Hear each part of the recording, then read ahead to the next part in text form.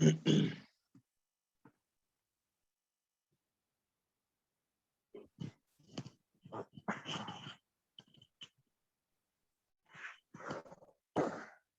es où là, Pierre? Tu es toujours en Indonésie? Jakarta. Ouais.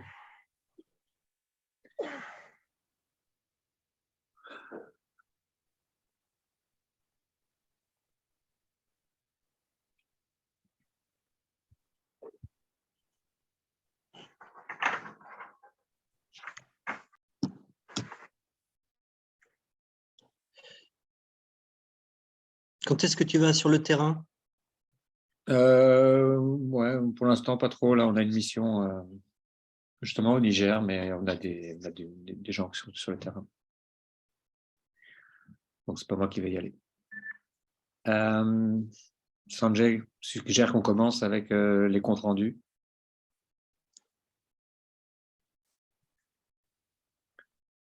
Donc, let's go. You are ready, Pierre? I'm ready. Tout le monde est prêt? Tout le monde est prête? Donc, on va commencer cette session. Merci à tous et à toutes d'être là. Et en fait, on va commencer avec une présentation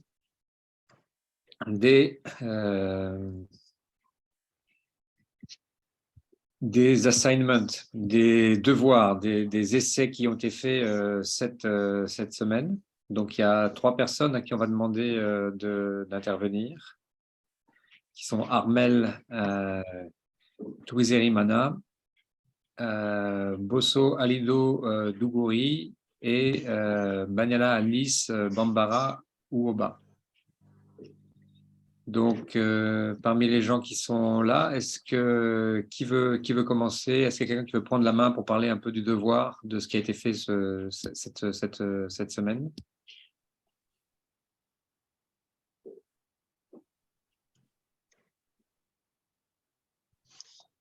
Que les gens s'identifient? Bon, alors voilà la présentation de Bosso Alidou Dougouri. Est-ce que vous êtes là? Bosso Alidou Dougouri, est-ce que vous êtes là? Ah oui, il est là. Oui. Bonjour, Monsieur Pierre et Monsieur Jean. Bonjour, Monsieur Alidou. Ok, votre matinée. Merci, ça va et vous? Ça va très bien. Ok, ma connexion est un peu faible. Donc, je vais tenter le coup. Merci. Allez-y. Ok, ça marche. Donc, Dougouri Bosso Alidou, participant de Burkina Faso. Donc, c'est un plaisir de présenter mon devoir de la 2e semaine. Donc, il portait sur la gestion des données et l'utilisation du SIG. Donc, première question, il s'agissait quel était le but de la collecte de rapportage et l'analyse des données dans notre pays. Bon, mon pays, c'est bien le Burkina Faso, sur lequel je me suis inspiré. Donc, d'abord, ici, conscient des insuffisances dans la collecte des données, le ministère de la Santé, avec l'accompagnement d'Expertise France, a initié la construction d'un SIG national harmonisé et intégré.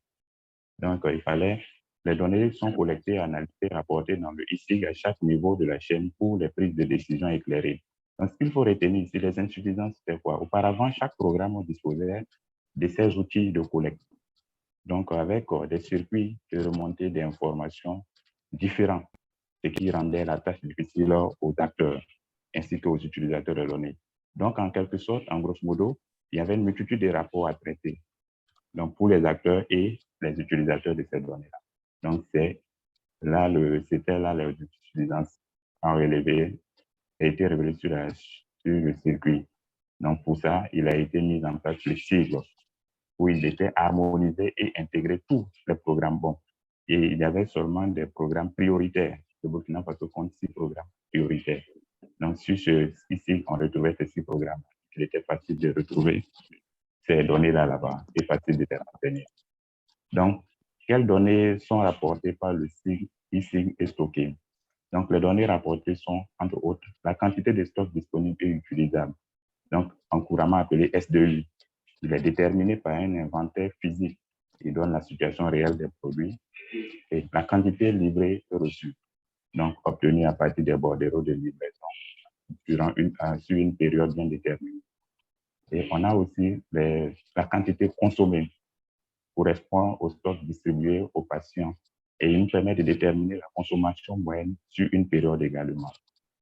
On a également les pertes et les ajustements. En ce qui concerne les pertes, on a les endommagés, les vols, les stocks égarés en France. Pour ce qui est des ajustements, il s'agissait des transferts de stocks entre structures. Ça peut être des prêts, des emprunts, des remboursements, voire des corrections de stock. Donc, il y a aussi le nombre de jours de stock, de rupture de stock. Le nombre de jours de rupture de stock, on peut parler ici lorsque le stock de produits, les produits tombent à 0. Lorsqu'un stock ou plusieurs stocks tombent à 0, là, on est à un stock nul. Donc, en ce moment-là, on parle de rupture. Jusqu'à ce que le stock arrive dans notre structure, donc ces jours-là sont comptabilisés et renseignés. Donc, c'est un indicateur qui permet de déterminer, un indicateur clé qui permet de déterminer le nombre sur une période aussi où le produit était absent dans notre circuit. Donc, les quantités périmées, entre autres les produits dont les dates sont dépassées et retirées du circuit également. Il y a aussi les quantités à commander. Donc, après une gestion, après avoir fait la mise à jour de notre stock, il faut bien nous rapporter. Donc, la quantité à commander aussi est un indicateur clé. Donc, voilà un peu grosso modo les données que nous rapportons. Parmi ces données-là, il y a les données essentielles.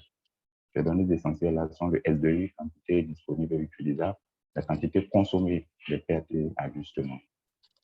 Donc, un peu voilà ce que je peux dire des données rapportées. Donc, pour ce qui est, quelles décisions peuvent être prises à partir de ces données-là?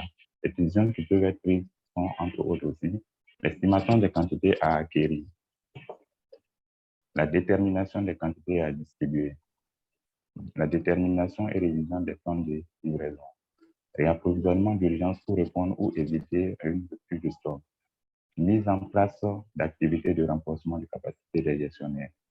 Donc ici, pour ce qui est des estimations, des quantités à acquérir, ce sont des commandes on va effectuer, mais des commandes de façon, des quantités convenables, de façon raisonnable pour éviter le surstock ou le sous-stock aussi. Ne pas dépasser un certain niveau de stock, c'est-à-dire rester dans la fourchette.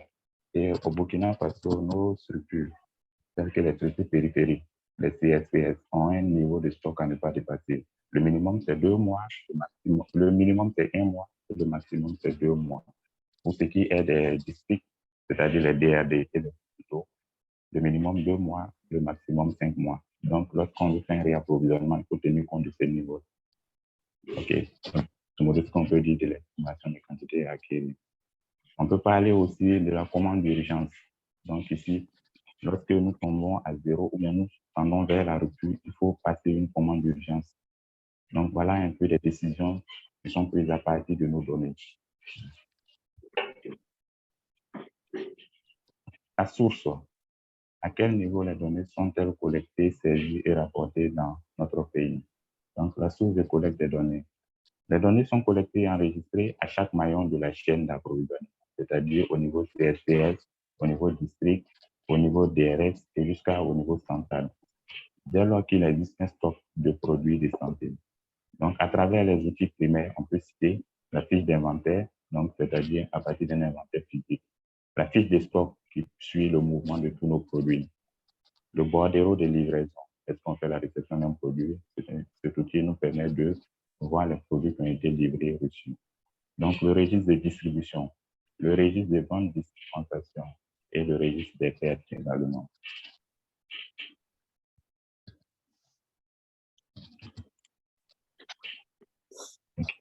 Donc, pour la suite aussi.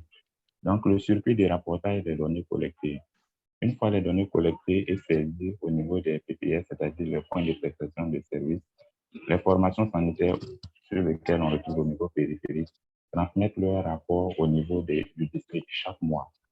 Donc, les formations sanitaires transmettent chaque mois, c'est-à-dire avant le 5 du mois suivant le rapport. C'est-à-dire si on prend le mois de janvier, ce rapport du mois de janvier est transmis avant le 5 février, c'est-à-dire au plus tard le 5 février, le rapport doit être transmis au district. Ensuite, une fois au district, le district aussi fait la compilation de ces données-là et fait également l'analyse, transmet au niveau DRS, c'est-à-dire au niveau de la direction régionale sanitaire. Et là-bas, c'est chaque trimestre. Les données sont collectées. Donc, une fois collectées, il y a un délai aussi.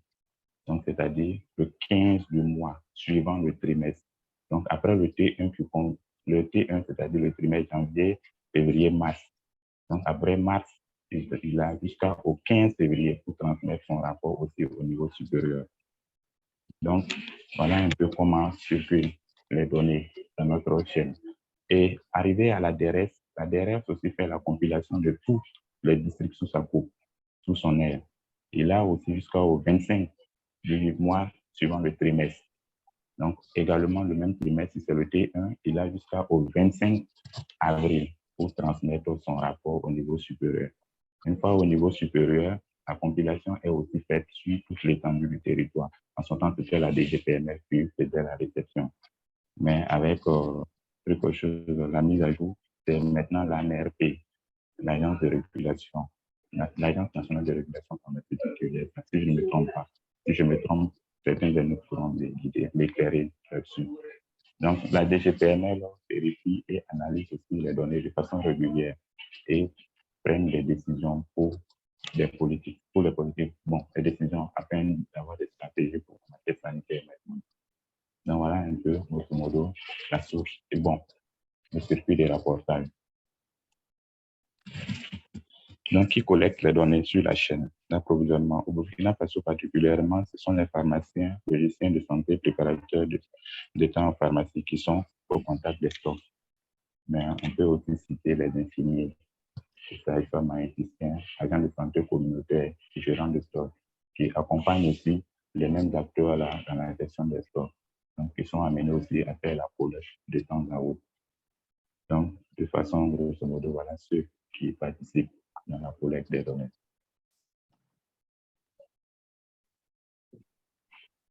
OK. Où sont stockées ces données? Toujours. Donc, les données sont collectées sur les outils primaires, ensuite rapportées sur le ICI. Donc, je l'avais déjà expliqué auparavant. Le système d'information et de gestion logistique intégré où tous les programmes s'y retrouvent. Donc, pour tous les 6 programmes prioritaires. Bon, pour les 6 programmes prioritaires, on peut citer entre autres le programme PALU, VIH, TB, programme nutrition, le programme santé de la reproduction. Donc, également, les MEC traceurs sont répertoriés aussi. Les données sont collectées initialement à la base, c'est-à-dire au niveau opérationnel, les CFTS, SCM, qui sont remontés sur toute la chaîne jusqu'au niveau central. Donc, au niveau des CFTS, c'est la version papier qui est utilisée à ce jour. Bon, c'est compte tenu de la situation du pays. Donc, au niveau périphérique, c'est difficile d'avoir la version électronique. Pour le moment, c'est la version papier, mais je pense bien qu'avec les années, j'ai pu entendre que tout est en train d'être mis en œuvre pour aussi avoir la version électronique au niveau périphérique. Donc, la version électronique, pour le moment, est utilisée au niveau des districts, c'est-à-dire au service de la pharmacie. Au niveau des hôpitaux également, c'est le service de la pharmacie qui gère. Au niveau régional, c'est le service de la direction régionale qui fait tourner ça. Et au niveau central, on a la centrale d'achat, les directions techniques, les programmes spécifiques, les comités de gestion des intrants. Voilà où sont stockés pour la plupart ces données-là, pour les prises de décision. Donc, que pensez-vous qu'il soit possible de faire en utilisant ces données-là? Les données sont aussi utilisées pour les activités de planification, du suivi des performances, l'ajustement des stocks. Donc, le suivi des performances ici, le niveau atteint des objectifs. À un moment, on peut voir quel niveau on a atteint en fonction des objectifs qu'on s'était posé au départ. Donc, l'ajustement des stocks, on peut parler, envisager peut-être un redéploiement. Si une structure en a plus, elle peut faire un redéploiement. Donc, voici des décisions qui peuvent être faites au niveau opérationnel aussi, des déploiements de stocks pour éviter la péremption. Les structures se retrouvent en surstockage. Donc, à un moment, il faut voir et redéployer pour ceux qui n'en ont pas.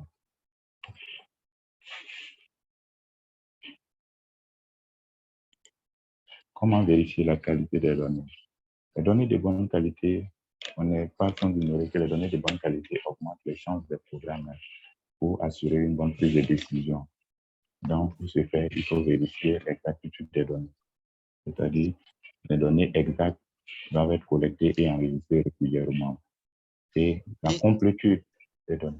Oui. Monsieur Alidou, excusez-moi de vous interrompre, mais comment vérifier la qualité des données?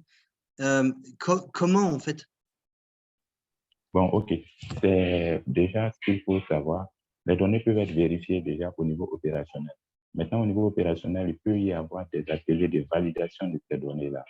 Donc, c'est-à-dire, lorsqu'on se retrouve pour la validation de ces données-là, l'exactitude de ces données-là, il faut vérifier que mais comment on peut faire un atelier si c'est des données qui sont remontées tous les mois? Je ne vous ai pas trop compris. Comment est-ce qu'on peut faire un atelier si ce sont des données qui sont remontées, rapportées tous les mois? OK, donc déjà au niveau opérationnel, ces données-là peuvent être validées bien après la transmission, c'est-à-dire au niveau du district, il y a aussi une validation qui est faite entre acteurs. OK, Bon? oui, je comprends, c'est bien ça. Oui, c'est ça. Et au niveau régional, il y a aussi des validations, mais tout ça se fait d'une manière agrégée, n'est-ce pas? C'est ça. OK. Et quelquefois, il y a des audits qui sont faits par des inspecteurs, les inspecteurs des directions régionales de la santé? Bon, je ne maîtrise pas trop le circuit des audits, mais je dirais des supervisions. Des supervisions qui sont. OK, très bien. Donc, la complétude, donc je peux aller. Oui. OK. Donc, pour ce qui est de la complétude des données et des rapports, c'est-à-dire il faut vérifier que toutes les cellules ont été rapportées à travers notre ICI.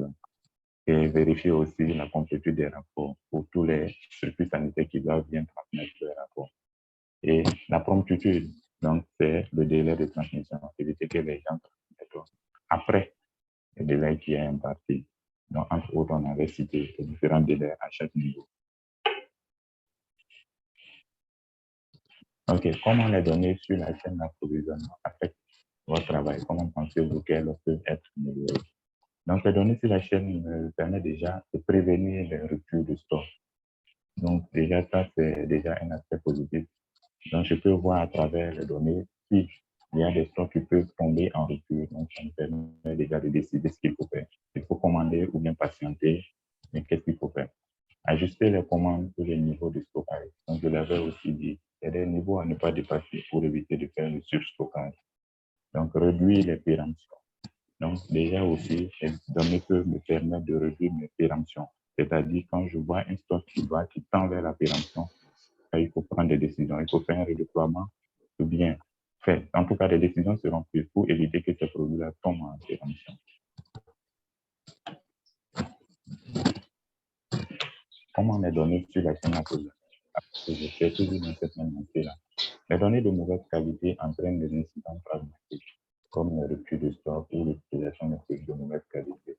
Donc, pour améliorer la qualité de ces données-là, il faut former et sensibiliser les acteurs sur l'utilisation et l'importance du CIE. Analyser, valider les données à chaque niveau de la chaîne. Donc, assurer la rétro-information ou un feedback afin de situer les acteurs sur leur performance et l'exploitation de la donnée. Donc, voilà un peu grosso modo comment on peut corriger et améliorer. Merci. Donc, je continue. Merci beaucoup. Merci pour cette bonne vision de comment ça se passe au Burkina. Je pense qu'il y a beaucoup de similitudes avec d'autres secteurs, d'autres contextes. Monsieur Zangré, vous avez levé la main. Vous aviez, c'est volontaire ou ça fait un petit moment que vous avez la main levée, monsieur Zangré? Oui, monsieur, oui, j'ai levé la main. Bonjour à tous. Bonjour, bonjour. Oui, je m'excuse, je suis en circulation.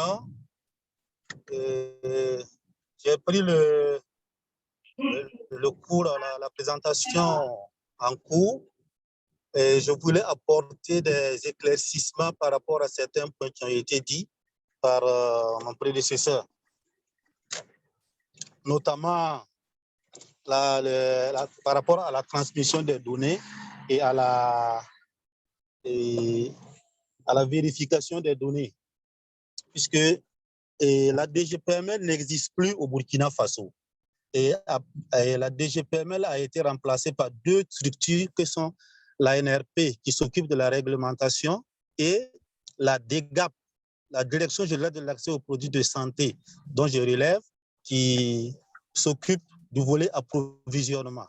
Et les données du sigle sont transmises à la DCAPS, la Direction de la gestion de la chaîne d'approvisionnement en produits de santé, qui est une direction technique de la DGAP. Mais les données ne sont pas transmises à l'ANRP, comme précédemment dit. D'être celui qui a dit ne maîtrise pas totalement le circuit, puisque c'est transmis moi à mon niveau, c'est moi qui reçois les données et qui les compile, les analyse et les partage avec les programmes, les 5 programmes prioritaires au niveau du Burkina.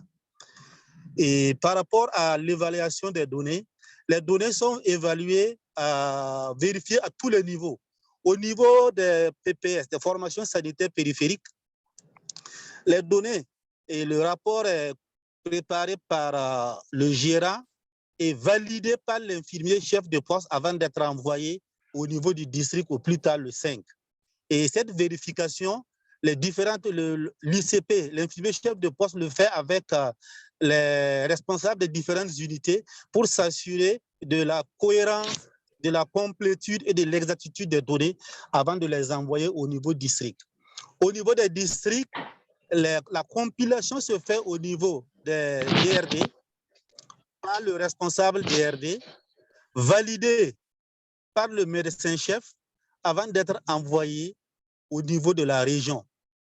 Et au niveau de la région, les données sont compilées par le responsable pharmacie, validées par le directeur régional de la santé avant d'être envoyées à notre niveau, au niveau de la DCAPS. Et les validations… Mais cher monsieur Zangré, la compilation, il ne s'est pas fait manuellement. C'est-à-dire que le sigle, il agrège. C'est seulement, on imprime une version agrégée du même format qu'en aval, on est bien d'accord. Ça peut être autant. Non, c'est-à-dire que c'est la compilation et se fait grâce à un logiciel, j'allais dire. C'est une feuille Excel qu'on a essayé, une feuille de calcul Excel qu'on a essayé d'agréger pour pouvoir permettre, quand on loge les données des différentes CSPS, les résultats se produisent automatiquement, l'agrégation se produit automatiquement. Et c'est cette feuille Excel qu'on utilise pour la validation des données de façon semestrielle au niveau des directions régionales. Tout à fait. Et actuellement, nous sommes en train de négocier pour que la validation descende au niveau district parce qu'on a trouvé qu'il y a un goulot d'étranglement au niveau des districts et les formations sanitaires périphériques transmettent les données, plus de 80% transmettent les données, mais les données sont bloquées au niveau des directions des districts sanitaires par manque de temps. Il n'y a pas quelqu'un pour compiler et la surcharge de travail a été évoquée. Donc, on est en train de chercher à gérer ce problème-là actuellement. Donc, c'était pour apporter des éclaircissements par rapport à ce niveau-là. Tout à fait. Sinon, les données ne partent pas à l'ANRP, mais ça vient à la DCAPS. Tout à fait. Qui est la direction de la gestion de la chaîne d'approvisionnement en produits de santé. Voilà. OK. Merci infiniment. Il va falloir passer à un autre pays. Merci à vous deux. Vous avez rendu quelque chose de plus complet. Bravo. Merci beaucoup. Merci beaucoup. Il y avait 2 autres personnes qui voulaient intervenir, enfin, qui ont proposé d'intervenir. Donc, c'était Armel Touizeri-Mana et Alice Bambara. Est-ce que vous êtes là? Voilà, très bien. Armel? Oui, Armel, je suis là. Voilà, si on vous écoute. OK, bonjour à tous. Alice, je vois que vous avez… Excusez-moi, Alice, je vois que vous avez ouvert votre micro. On vous prend juste après, Alice, s'il vous plaît. Donc, allez-y, Armel. OK, merci bien. Alors, je disais, mon nom c'est Armel Touizeri-Mana du Burundi. Je suis médecin généraliste. Comme je vous l'ai dit, je travaille dans le privé, donc dans le secteur privé, mais je suis intéressé par le cours. Mais j'ai essayé de collecter quelques données pour le devoir. Donc, quand vous dites quel est le but de la collecte, du rapportage, de l'analyse de données dans notre pays. En fait, dans notre pays, on a un département donc, dont la période des sinistres, donc le département. Donc, Parlez bien dans votre micro, Monsieur Armel. oui, ok. Voilà, Oui, c'est parfait là. Là, c'est bien. Là, c'est bien. Continuez. maintenant ça va? Oui, D'accord. oui.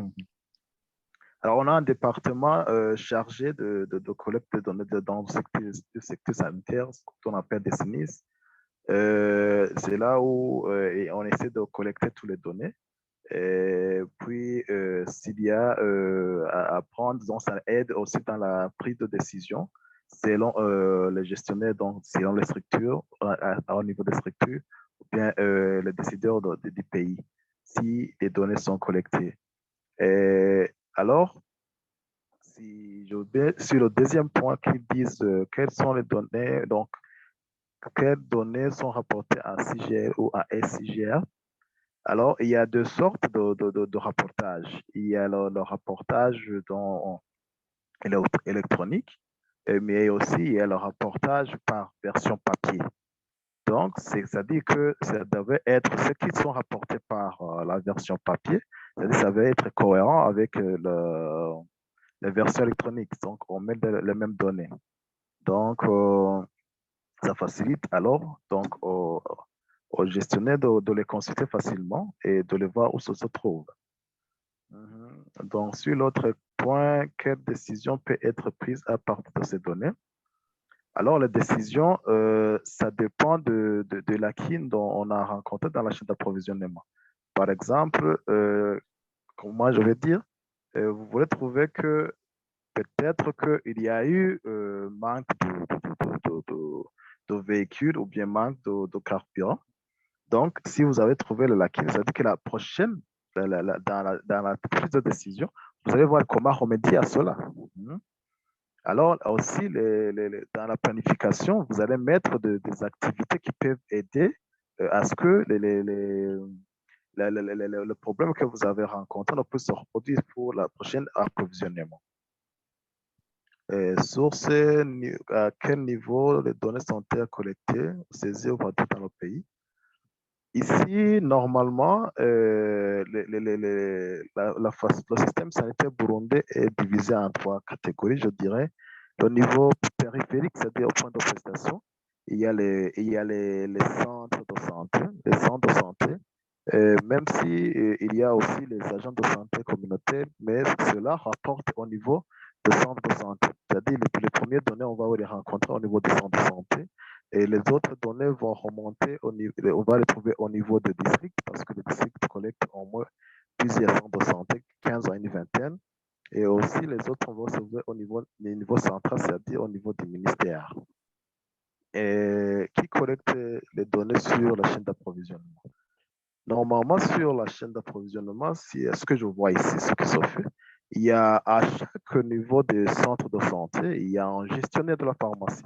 C'est-à-dire, c'est eux qui vont prendre les médicaments ou tout ce qui est besoin au niveau des centres de santé. Ils vont les prendre au niveau des districts. Au niveau des districts, c'est-à-dire aussi au niveau des districts, il y a des pharmaciens. C'est ceux qui s'en chargent pour aller au niveau central, c'est-à-dire au niveau de la Camebu, c'est là où ils s'approvisionnent. C'est au niveau de la Camebu où ils prennent les médicaments. C'est-à-dire les gestionnaires de la pharmacie des centres de santé, les gestionnaires de pharmacie de district, ainsi que les gestionnaires de la centrale d'achat, donc de la Camebu. Mais aussi, toutes ces données, ce qui décident, c'est-à-dire c'est les programmes d'où ils vont trouver les données au niveau des sinistres, mais aussi la Camebu pourra confirmer que les données qui sont rapportées sont correctes. Où sont stockées toutes les données, c'est-à-dire format papier ou électronique sur les chaînes d'approvisionnement?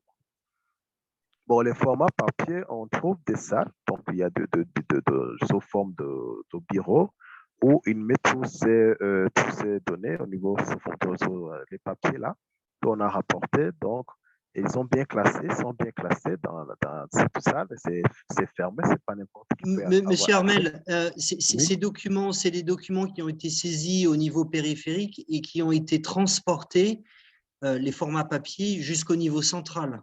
Donc, cette salle, elle est au niveau central, elle est logée où? Non, en fait, les papiers, donc on a fait, au niveau périphérique, ces papiers sont au niveau périphérique, restent là-bas. D'accord. Et on envoie des copies. Donc, on envoie des copies, mais ce qu'on a préparé reste là-bas. Parce que ça aide au moment de la supervision, quand ils arrivent à voir sur les papiers, les rapports qu'on a donnés, donc Ok. que ça se correspond. Mhm. Ok. Alors, aussi le format électronique, donc c'est juste le logiciel qu'on a utilisé, mais on a dit qu'il y a des serveurs qui conservent ça pour ne pas perdre les données. Que pensez-vous qu'il soit possible de faire d'autres utilisations en utilisant les données? Que pensez-vous qu'il soit possible de faire d'autres en utilisant les données? C'est-à-dire, c'est aidé dans le point d'amélioration des indicateurs que l'analyse a montré qu'il y a des défis dans la planification. Après analyse de données, après vérification donc dans l'analyse de données, vous allez trouver qu'il y a un ça ne va pas quelque part. Donc, c'est à ce niveau-là où ça aide. Sinon, s'il n'y avait pas de collecte de données, vous ne saurez pas exactement quel problème se produit à ce niveau. Donc, ça dépend de ce que vous suivez. Donc, dans la chaîne d'approvisionnement, c'est juste voir si les médicaments peuvent arriver à temps, non pas qu'ils ne sont pas périmés, tout cela. Donc, il suffit à faire après l'analyse, vous allez trouver laquelle ça va aider aussi dans la planification et aussi à monter les indicateurs que vous voulez monter. Comment vérifiez-vous la qualité des données? Alors, ce que j'ai remarqué qui se font souvent, il y a des réunions, donc des réunions trimestrielles, souvent. Ce sont des réunions trimestrielles de l'analyse des données pour À quel vérifier niveau? à niveau périphérique. Donc, ceux du niveau central donc, viennent au niveau périphérique voir. Alors, c'est juste de supervision ou bien des réunions sous forme de réunion. Alors, on fait les données trimestriellement et voir s'il y a corrélation de ces données qu'on a rapportées et ce qu'ils ont. Alors, comment les données sont sur la chaîne d'approvisionnement affecter le travail? Que pensez-vous qu'elle peut être améliorée? Bon, là, c'est un exemple que j'ai donné. Voir si on est dans le privé. Le rapport primordial, c'est le rapport financier. Donc, le rapport financier, c'est pas dire que vous n'avez pas eu beaucoup de clients. Vous pouvez avoir beaucoup de clients, mais ne pas avoir beaucoup de recettes. Dans ce cas, au lieu de s'acharner sur le rapport, donc c'est un exemple, c'est une imagination que j'ai fait. Il faut voir où réside le problème réellement pour ne pas avoir eu beaucoup de recettes, c'est-à-dire pour ne pas avoir à écouler beaucoup de produits. Donc, il peut y avoir, je dis, un manque de carburant, par exemple, c'est ce que se produit souvent chez nous, et ça va stopper beaucoup de choses. Donc, les données, il suffit d'avoir les données alors. Parce que vous pouvez dire, OK, il n'y a pas eu beaucoup de recettes, pourquoi? Mais il faut savoir pourquoi ça s'est produit. Ainsi, on va dans le fond, dans la chaîne d'approvisionnement, vous allez trouver qu'il y a eu manque de carburant au cours de ce trimestre ou bien au cours de cette année. Donc, les données aident aussi à agir d'avance sur le processus de la chaîne d'approvisionnement et développer donc, le plan de secours ou bien le plan d'amélioration dans l'avenir. Ah oui, voilà, c'est aussi à la fin de mon devoir. C'est comme ça que je vois les choses ici chez nous. Merci bien. Parfait. Merci beaucoup, Armel. Monsieur Armel, c'est très bien. Oui, donc. Très bien. Merci beaucoup. On va donc prendre la suite avec vous, Madame Bambara, s'il vous plaît. Bonjour à tous. Bonjour. Bonjour Jules. Bonjour Pierre. Bonjour Madame. Merci. Bonjour Madame Alice. Oui. Allez-y. Ok, merci bien. Je vais vous présenter un peu le devoir numéro 2 que j'ai eu à traiter selon ma compréhension. Et la première question était relative au but de la collecte, du rapportage et de l'analyse des données dans votre pays. Et pour moi, le but de la collecte des données, c'est pour la prise de décision. Et la deuxième question, quelles données sont rapportées par le sigle ou le e-sigle et stocké? Bon, à mon entendement, j'ai en fait limité essentiellement les données qui sont vraiment essentielles dans le sigle, c'est-à-dire les données de consommation, les stocks disponibles et utilisables, c'est-à-dire les SDU, et les pertes et les ajustements. Donc, pour moi, les trois données essentielles, là, s'ils figurent déjà sur le rapport sigle, c'est vraiment l'idéal pour pouvoir prendre les décisions. Voilà, sans oublier les autres aspects, il y a d'autres données qui figurent sur le rapport sigle, comme les données de livraison, les péremptions, les ruptures. Bon, en fait, je n'ai pas fait cas de ça parce que je m'étais dit que ce qui vraiment affecte vraiment la prise des décisions, ce sont les trois données que j'ai eu à citer. Et quelles décisions peuvent être prises à partir de ces données? Pour la prise de décision, comme je le disais, on peut avoir des déploiements de stock d'une structure à une autre qui permet en tout cas de pallier au surstockage et au sous-stockage, c'est-à-dire que quand on voit les SDU qui sont là avec les données de consommation, on peut savoir si telle ou telle structure est en sous-stockage ou en surstockage, et à partir de là, on peut prendre une décision. Voilà. On peut aussi, à partir de ces données, anticiper des commandes. Anticiper des commandes quand on voit déjà le niveau de stock qui se trouve dans l'ensemble du district sanitaire ou même à l'échelle du pays, on peut anticiper des commandes. Ça veut dire qu'on peut avancer une livraison ou bien la retarder. Voilà. Et quelles sont les sources et à quel niveau les données sont-elles collectées, saisies et rapportées dans votre pays? Je dirais que les données sont collectées au niveau des formations sanitaires, qui est le niveau périphérique au niveau de notre pays. Puis, ces différentes données sont transmises à l'échelle supérieure, qui est le district sanitaire. Eux, à leur niveau, ils sont chargés de compiler les données de toutes les formations sanitaires qui relèvent de leur aire. Et ensuite, ils vont transmettre ces différentes données au niveau de la région, qui à leur tour vont s'en charger aussi de faire la compilation, et ensuite ils vont transmettre ces données au niveau central qui sera chargé de compiler les données de tout le pays. Donc, comme M. Zangré l'a souligné, il y a la direction de la chaîne d'approvisionnement en produits de santé, la DECAPS, qui est chargée de centraliser toutes les données du pays, voilà, et de les transmettre au niveau de chaque programme. Qui collecte les données sur la chaîne d'approvisionnement? Au niveau périphérique, ce sont les gérants des dépôts maigres, voilà, qui sont chargés de collecter les données, bien sûr en collaboration avec les infirmiers chefs de poste, et qui sont chargés à leur tour de les valider et de les transmettre à l'échelon supérieur. Et au niveau district, voilà, c'est le pharmacien qui est chargé de compiler les données et de les valider, et ensuite les transmettre au niveau régional, qui à leur tour aussi sont chargés de valider et puis transmettre au niveau central. Où sont stockées toutes les données sur la chaîne d'approvisionnement? Pour l'heure, c'est des versions papier qui sont utilisées au niveau formation sanitaire pour la collecte des données. Voilà. Et il y a des formats électroniques, voilà, qui sont aussi disponibles au niveau des districts. Et quand les formations sanitaires transmettent les versions papier au niveau des districts, ceux-ci sont chargés de le compiler, voilà, dans le fichier, c'est un fichier Excel, voilà.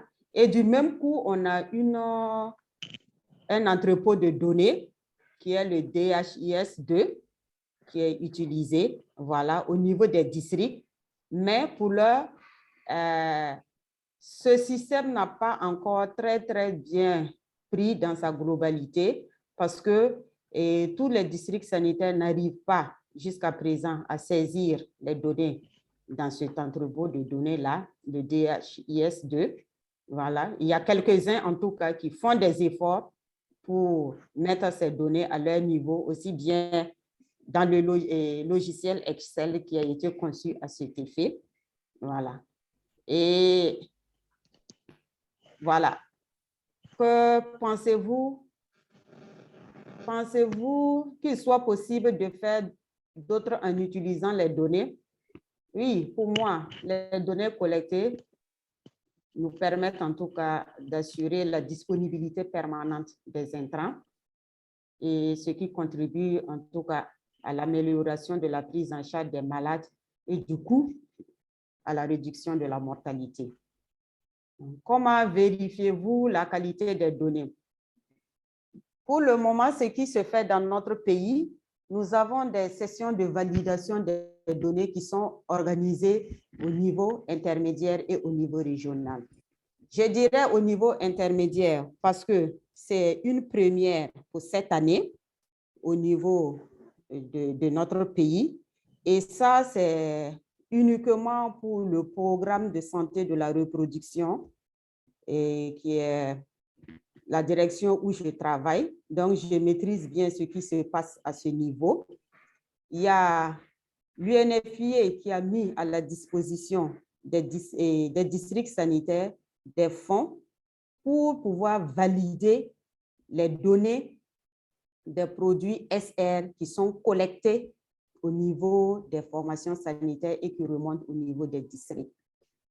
Et pour cette année, on est en train de voir comment ça va se passer. Sinon, dans les années antérieures, on avait des sessions de validation de ces données-là uniquement au niveau régional et au niveau central. Et ça se faisait de façon semestrielle. Et comme on a eu à faire des recommandations par rapport toujours à la qualité des données, c'est ce qui a motivé vraiment le partenaire à mettre à la disposition des districts sanitaires là, voilà, des ressources pour qu'on puisse encore voir la qualité des données à leur niveau avant que ça n'arrive au niveau régional et au niveau central. Comment les données sur la chaîne d'approvisionnement affectent-elles votre travail et comment pensez-vous qu'elles peuvent être améliorées? Donc, pour moi, l'absence de données sur la chaîne d'approvisionnement ne permet pas en tout cas de garantir la disponibilité permanente des intrants. Et je dirais un peu comme l'USAID, pour un peu le paraphraser, qui dit que pas de données, pas de programme. Pas de données, pas de produits, et pas de produits, pas de programme. Voilà. Donc, si nous n'avons pas de données, nous n'arriverons pas, en tout cas, à assurer la disponibilité permanente des intrants à tous les niveaux. Et... Oui, Gilles? Pierre? Non, c'est très bien. Non, c'est très bien, Madame Ali, c'est très bien. Je pense que tout est dit dans pas de données, pas de produits, pas de produits, pas de programme. OK. Et pour une meilleure amélioration, en tout cas des données, je dirais que c'est bien de mettre en place le e-sigle, vraiment avec des opérateurs de saisie qui seront bien outillés et avec en tout cas une interopérabilité avec notre entrepôt de données qui permettra en tout cas de voir la visibilité de nos données, voilà, et de pouvoir en tout cas les analyser comme il se doit pour pouvoir en tout cas prendre des décisions qui sied en tout cas pour la disponibilité permanente des intrants. Voilà un peu ramasser ce que j'ai compris de l'exercice qui m'était demandé. Donc, je vous remercie. Merci beaucoup, Madame Bambara. Merci à vous tous et toutes qui avez participé à cet exercice et tout particulièrement à ceux qui nous ont fait la présentation de leurs résultats. Donc vraiment, merci. On va continuer par une question assez rapide, pas celle-là, mais on va continuer tout de suite par une question qu'on va vous poser. On va essayer un nouvel outil là pour prendre un peu vos retours.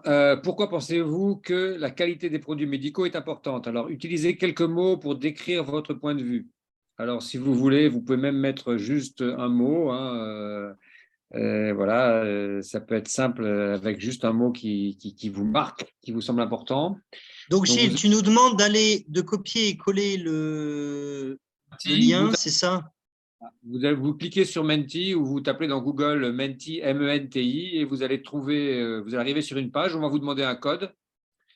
Et si vous rentrez le code 1558 1447, vous aurez tout de suite voilà, la possibilité d'écrire ce que vous voulez. Alors, c'est des mots qu'on vous demande, hein. Ce n'est pas des longues phrases, même si vous pouvez éviter de mettre des articles, c'est même mieux parce que comme ça, on a juste le mot qui compte, hein, et qui ressort un peu mieux. Voilà. Donc, vous pouvez utiliser des mots pour dire en quoi c'est important pour vous. Est-ce que vous voyez, est-ce que vous arrivez tous à aller sur ce site et mettre les mots qui vous semblent importants?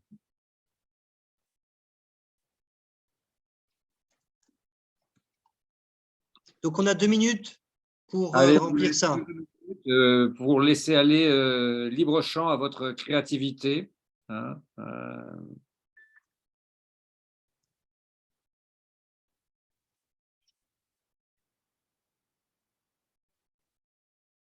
mettez des mots, hein, moi je ne sais pas, qualité, efficacité. Je n'aurais pas vous souffler des mots, mais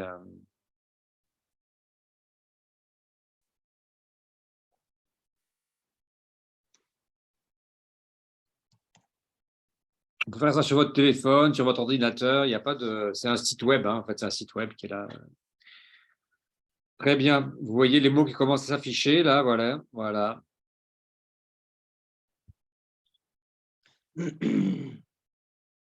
On voit les mots importants qui sortent. Donc allez-y, hein, vous remplissez les choses. Très bien. Vous voyez, c'est mieux s'il n'y a pas les, c'est mieux si jamais il n'y a pas les articles.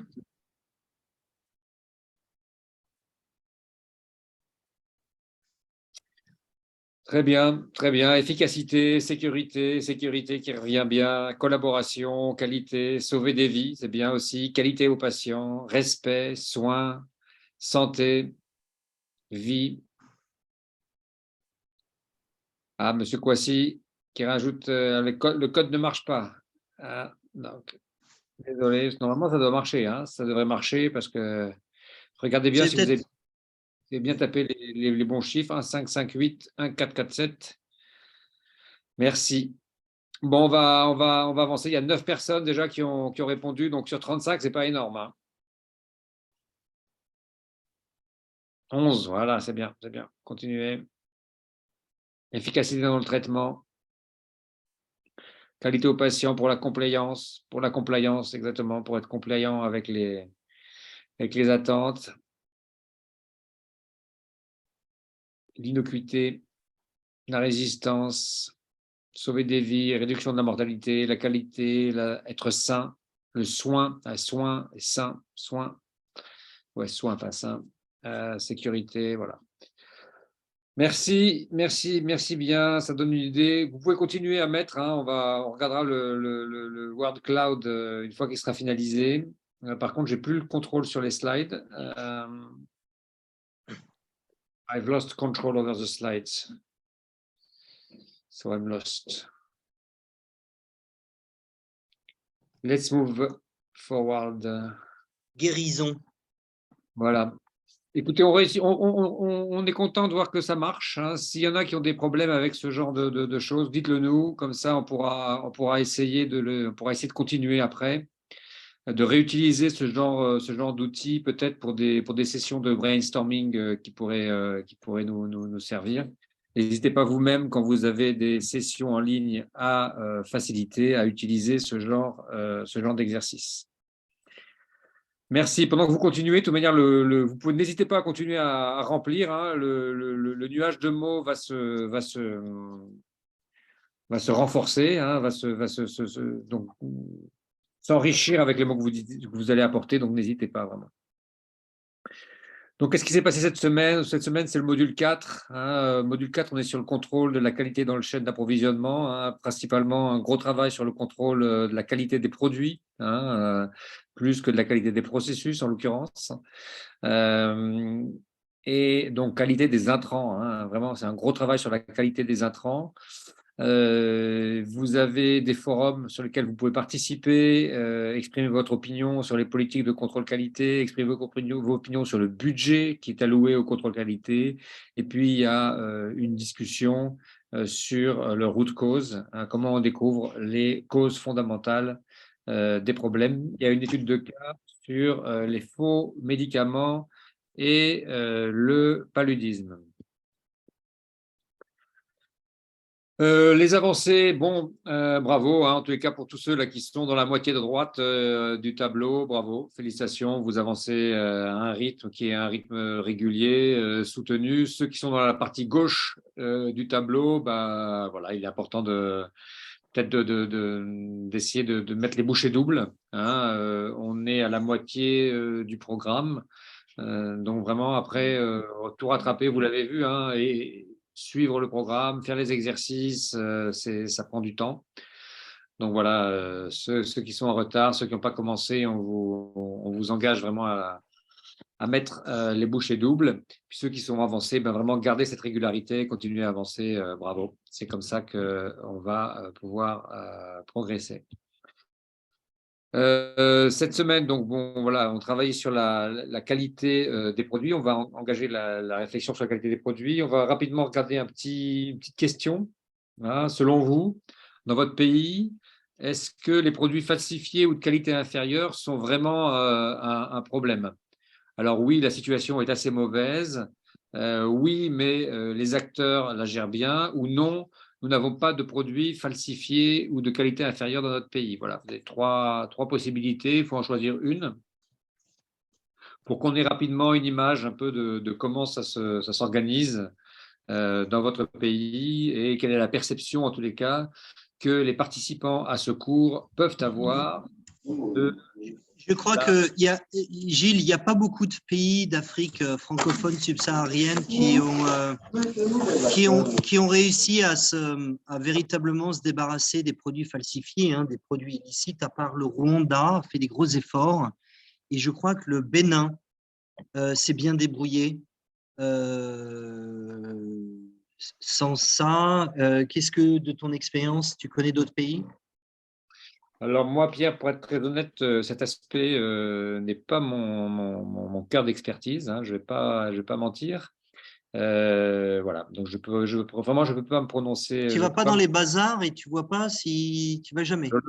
Je le vois comme tout le monde, mais je n'ai pas d'expertise. J'ai dit, voilà, j'ai une expérience qui peut correspondre à ça, mais je n'ai pas d'expertise. Hein, voilà. Donc, en effet, je vois bien les problèmes.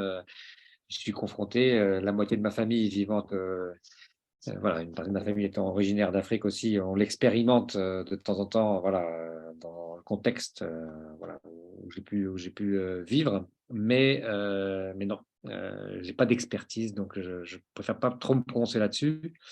Et ce que je vois en effet, c'est que la situation est assez mauvaise dans 65% des pays, que pour 35 pays, 30%, oui, il y a un vrai problème, mais en effet, c'est géré par les acteurs. Par contre, personne n'a dit qu'il n'y avait pas de problème, donc ça contribue un peu à ce que tu nous disais, Pierre. En effet, si on regarde le slide suivant, en effet, hein, par expérience, hein, sans être encore une fois un expert sur le site, sur ce problème-là, et je suis sûr que parmi vous qui êtes là, vous avez beaucoup plus à dire que moi, en tous les cas, là-dessus. Voilà, c'est quelque chose qui est malheureusement extrêmement présent dans des pays où les systèmes de santé ne sont pas forcément extrêmement sécurisés et où ou en tout cas, ils sont beaucoup plus difficiles, on va dire, à sécuriser et à contrôler, avec en effet des marchés informels beaucoup plus présents que sur d'autres marchés, comme par exemple voilà, les marchés européens. Donc là, ici, on a une… Attends, Gilles, pas si vite. Je voudrais, en fait, ça date du mois dernier, hein, donc quand on parle de pays, de produits de mauvaise qualité, c'est pas quelque chose de théorique. Vous avez à gauche Tedros, le directeur général de l'OMS, qui a été pris à partie parce que le régulateur, le coordinateur, l'OMS, a pris du retard à informer tous les pays que justement, il y avait un sirop qui a été fabriqué en Inde qui avait un ingrédient actif qui, en fait, tuait des enfants et notamment détruisait leur foie. Il y a eu des impacts partout puisque ça a été vendu, cette entreprise indienne distribuée dans beaucoup de pays. C'était un produit qui était validé. Je ne sais pas s'il était préqualifié OMS, je ne crois pas, mais en tout cas, il était disponible partout. Sanjay, do you remember if the syrup was pre-qualified? Enfin, je ne sais plus, on va demander à Sanjay. Et il y a eu des morts un peu partout, hein. Il y a eu des morts en Gambie, il y a eu des morts en Indonésie et dans plein de pays. Ça a créé un branle-bas de combat, et ça a permis à des systèmes de santé de se rappeler que en fait, ça existe, c'est du quotidien, et que si on ne veille pas à la fois sur ce qu'on importe, à la fois sur ce qui est dans le pays, et si on n'a pas l'information pour savoir où sont les stocks, eh ben, y a des morts. À toi, Gilles. Merci Pierre. Bon, en effet, comme ça dit dans le chat, c'est comme ça dit sur le sondage, c'est un problème auquel, en effet, on est facilement confronté, voilà, notamment. Alors, excuse-moi de t'interrompre, mais ça n'a pas été de la falsification, hein. C'était un ingrédient actif qui a été, qui a été en trop grande quantité, je crois, de mémoire, et le contrôle qualité de l'entreprise n'a pas suffi pour le diagnostiquer, et les importations dans tous les pays, quand il y a eu du contrôle qualité de l'échantillonnage, c'était pas fait ou ça n'a pas été fait, et c'est passé entre les mailles du filet. À toi, Gilles. Merci Pierre. Donc voilà quelques statistiques, hein, quelques informations sur les problèmes de produits qui sont en effet soit contrefaits, soit de sous-qualité. Voilà, ça représenterait un marché de 200 milliards. Hein, donc en effet, c'est quelque chose d'énorme, hein, 200 milliards annuels. Donc on comprend qu'en effet, il y a des gens qui ont des intérêts à ce que ce marché perdure. On trouve 42% des faux médicaments en Afrique, hein, selon l'OMS. Voilà. Et l'Afrique subsaharienne et la sous-région du Grand Mékong sont les zones les plus touchées par les produits falsifiés et de qualité inférieure. Une prévalence élevée sur les antipaludéens. Et en effet, c'est des produits qui sont largement consommés.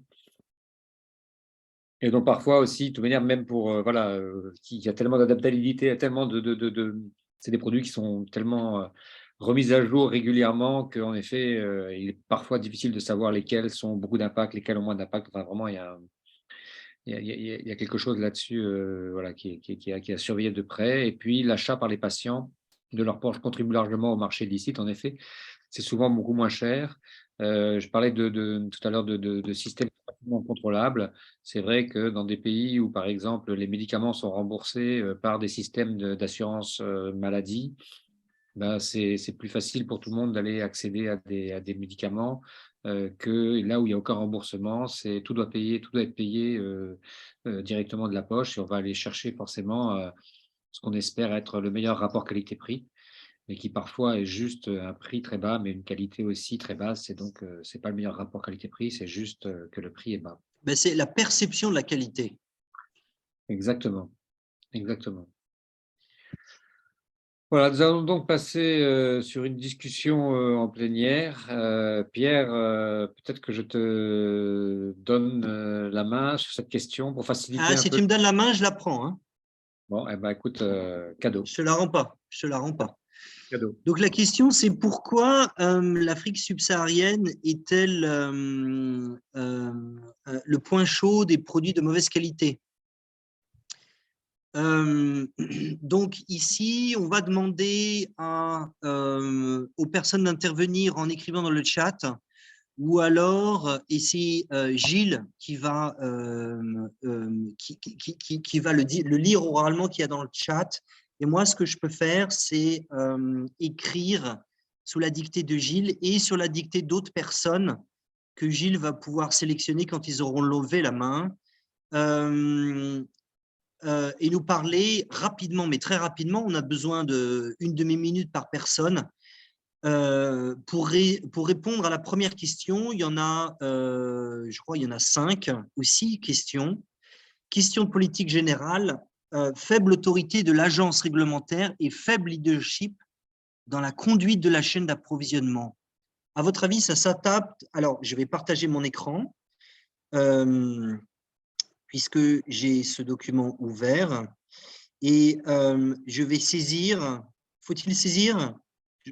Ou alors, on peut le faire sans… Je vais partager mon écran. Ouais. Merci,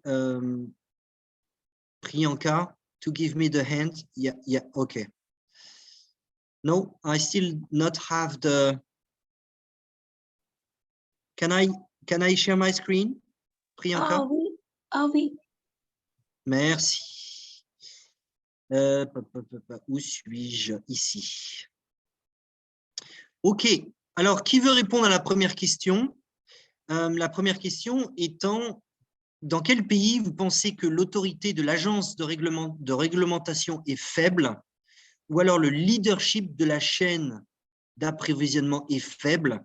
Et ce sont 2 raisons qui font que les produits, on trouve beaucoup de produits de mauvaise qualité, voire de produits illicites. Qui veut commencer à parler?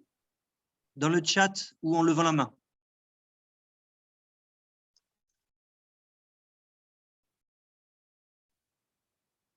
Attention, on a 40 timides là.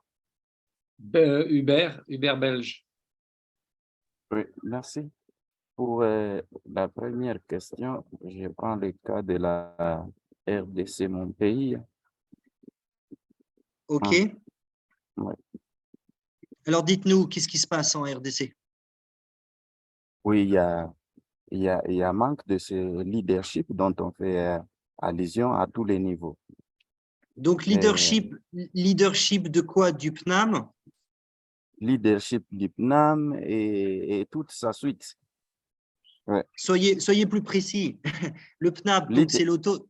Donc c'est leadership du PNAM, mais avant d'arriver même sur PNAM, parce que PNAM, c'est une structure qui devait être régulée aussi par le ministère de la Santé. Je commence par le ministère de la Santé parce que c'est la tête qui commence par pourrir avant de voir les autres. Si le ministère de la Santé se prenait en charge comme étant la structure qui est chargée de mettre en application attendez, il faut être plus précis. Le ministère de la Santé, c'est 10 000 personnes. Donc, qui dans le ministère de la Santé? C'est le ministre de la Santé, hein, parce que c'est lui qui doit donner les ordres au PNAM afin que le médicament soit de bonne qualité, que ça soit respecté, qu'il y ait un réapprovisionnement à temps, qu'on essaie d'exploiter les données et tout ce qui va s'en suivre. C'est pourquoi j'ai dit, d'abord, ça commence par le ministère de la Santé, par le ministre lui-même et aussi par le PNAM. Parce que parfois, il y a des décisions qui sont prises par les PNAM, mais qui sont étouffées par le ministre de la Santé. OK. Donc,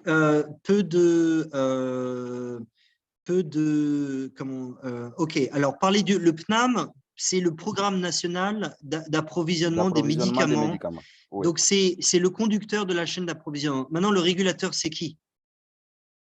Le régulateur à ce niveau, le PNAM est partie prenante et aussi le ministère de la Santé. Non, mais qu'est-ce qui régule les pharmacies, les aspects pharmaceutiques? Ce n'est pas le PNAM. Le PNAM, il l'opérationnalise.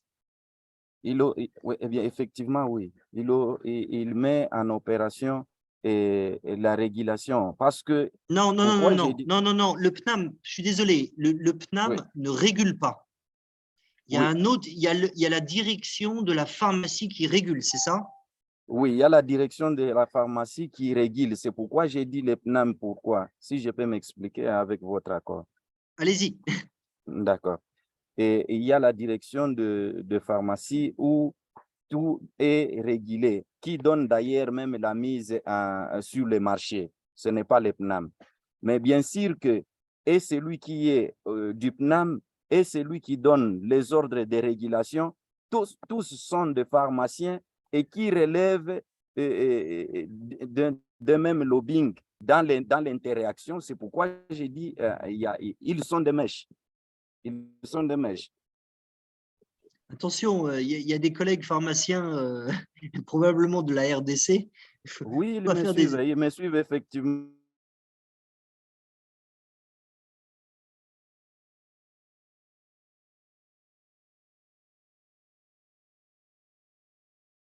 On avait déjà mis sur pied pour qu'enfin ces 16 au moins. Monsieur Belge, 16 on vous a perdu, Hubert. Oui. Pardon? Non, c'est toi qui nous a perdus. Pardon. Ok, donc je mets, et on va s'arrêter là, leadership faible du PNAM,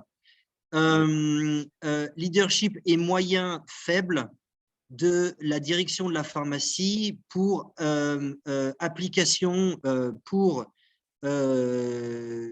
élaboration des règles. Je vois toujours pas ton écran. Ah bon? Ok, pardon, je suis désolé, j'étais tout seul en train de travailler là, comme un grand. Voilà, hop, hop. RDC, leadership faible du PNAM, leadership et moyen faible de la direction de la pharmacie pour l'élaboration des règles, les inspections et leur application.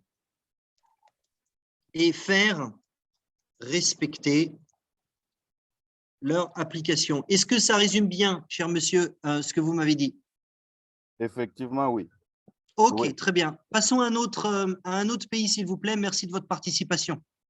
Il y a eu des notes sur le chat. Alors, il y a un point sur le Togo. Togo. Tu peux copier-coller ce qui est marqué sur le truc. Au Togo, il existe une autorité de réglementation des médicaments, la DPML, mais cette direction a un faible leadership.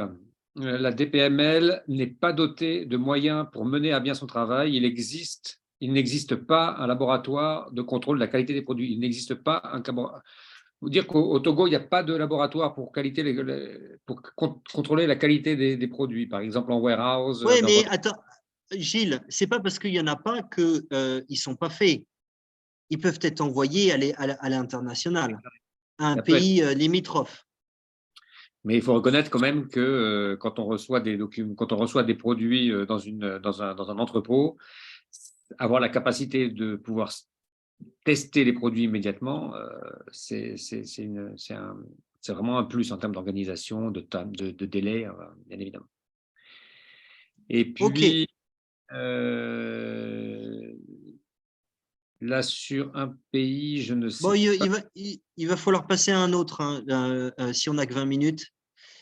Je vous propose de passer à un autre. Problème d'application de la loi, faiblesse des contrôles frontaliers et douaniers. Il y avait quelqu'un qui avait répondu qui voulait parler. Est-ce que cette personne voudrait intervenir sur cette nouvelle raison potentielle? Oui, monsieur Kwasi, Côte d'Ivoire. Allez-y. On vous écoute. Au niveau des frontières, au niveau de la Côte d'Ivoire, nous avons beaucoup de problèmes à cause de la morosité des frontières. C'est ce qui fait que nous avons des médicaments de mauvaise qualité qui se retrouvent dans les rues d'Abidjan. Frontières poreuses? Oui, frontières poreuses. Surtout au niveau du nord de la Côte d'Ivoire, nous avons des frontières poreuses. Et donc, les trafiquants passent par le golfe de Guinée en passant par le port de Conakry ou par le port de Libéria pour descendre au niveau des frontières de l'Ouest et du Grand Nord. Donc, ça fait qu'on a beaucoup de problèmes au niveau des frontières de l'Ouest et du Grand Nord, qui fait que les produits prohibés de mauvaise qualité descendent dans les grandes villes, Bouaké comme Abidjan et autres. Donc, faiblesse des moyens des douaniers, on va dire. Oui. Douaniers et manque de redevabilité, j'imagine. Oui, manque de redevabilité. Bon, et puis, bon, on peut parler aussi de corruption, puisque si ces derniers-là ne font pas bien leur travail. Corruption, etc.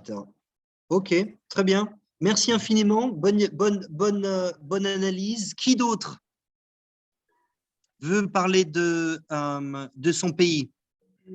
Oui, j'interviens un peu pour le compte Monsieur du Marc. Burkina, c'est Marc, oui. Donc, effectivement, au niveau du Burkina, on a également les mêmes problèmes. Une très grosse porosité de nos frontières et une grosse corruption douanière, si on peut l'exprimer ainsi, parce que c'est vraiment hyper bizarre que des fois, certains produits, c'est karma à l'arrivée sur Ouagadougou, qu'on arrive à mettre la main sur certains produits. Donc, c'est vrai que nos frontières sont poreuses, mais nous ne donnons pas blanc-seing aussi à nos douaniers qui sont chargés de contrôler l'entrée de tout ce qui est produit au niveau des frontières. Il faut dire que même au Burkina, on a des marchés qui sont carrément à la limite des spécialistes en matière de chaîne d'approvisionnement de produits contrefaits qu'on en trouve et tout le monde sait. Mais bon, mais en tout cas, je félicite déjà les acteurs sur le terrain parce qu'il y a un gros boulot qui est fait, bien qu'à un certain moment, ça dépasse leurs capacités. Donc, Voilà j'ai mis peu. aussi implication des politiciens, Exact. parce que souvent, on s'aperçoit que les membres du Parlement, ils ont un doigt dans le gâteau parce que c'est un gâteau juteux. Très exact. Implication des politiciens et autres. OK, très bien. Bravo à tous. On a deux exemples. Troisième problème, la stratégie d'approvisionnement ne se concentre pas sur les critères de qualité et la liste nationale des médicaments essentiels. Alors ça veut dire que globalement, quand quelqu'un commande et importe, ce qui a été commandé en termes de spécification n'est pas aligné avec la liste nationale des médicaments essentiels. Donc, elle est en dehors de la liste, ce qui ne devrait pas exister. Et donc, le problème se trouve dans pourquoi une ONG, un PTF, un programme national ou même les pharmacies, les grossistes répartiteurs peuvent commander des produits qui ne sont pas sur la liste nationale des médicaments essentiels. À vous. Qui veut parler de ça?